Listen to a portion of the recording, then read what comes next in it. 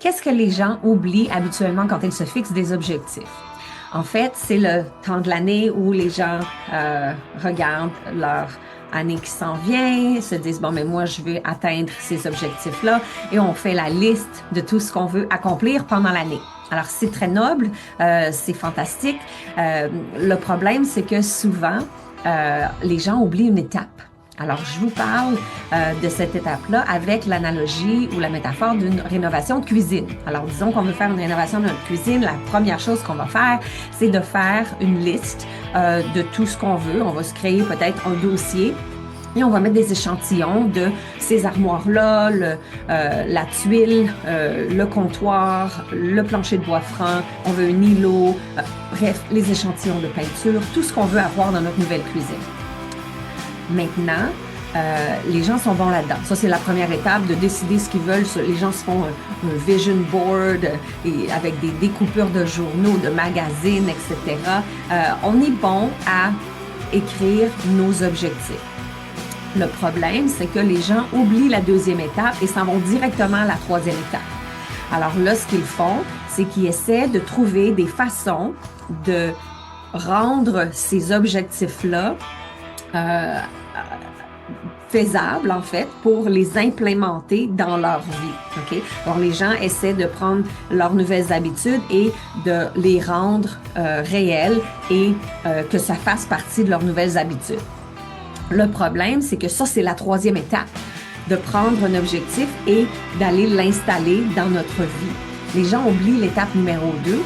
C'est comme s'ils essayaient de prendre les nouvelles armoires puis de les mettre par-dessus les anciennes armoires.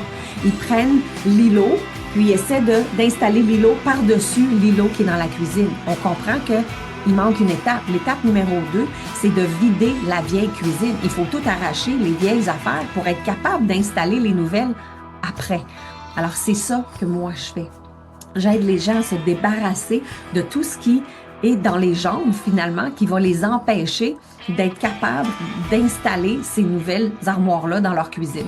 Alors, rappelez-vous de l'étape numéro 2 et quand vous allez écrire votre liste d'objectifs, commencez par une deuxième colonne en disant qu'est-ce qui m'empêche d'atteindre cet objectif-là? Est-ce que c'est une croyance limitante, quelque chose que j'arrête pas de me répéter et il faut que je me débarrasse de ça, sinon j'atteindrai jamais mon objectif? Est-ce que c'est des émotions qui me perturbent? Je viens toujours frustrée, il y a quelque chose que j'ai peur, je suis pas certaine, je fais de l'anxiété, j'aime pas ça. Alors, les émotions peuvent parfois être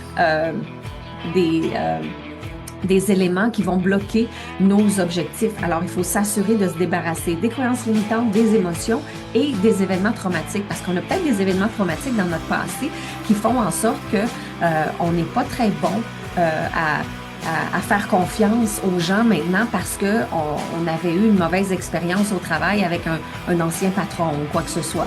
Alors, il faut se débarrasser des événements traumatiques de notre passé également. Alors, rappelez-vous de ça. Puis ensuite, une fois qu'on s'est débarrassé de ce qui allait nous empêcher d'atteindre nos objectifs, là, on peut aller à l'étape numéro 3 et implémenter, faire l'actualisation, en fait, de nos objectifs, de nos comportements pour arriver à nos objectifs. Alors, rappelez-vous de l'étape numéro 2, de se débarrasser de tout, en fait, ce qui ne nous est plus utile pour être capable de bien atteindre nos objectifs.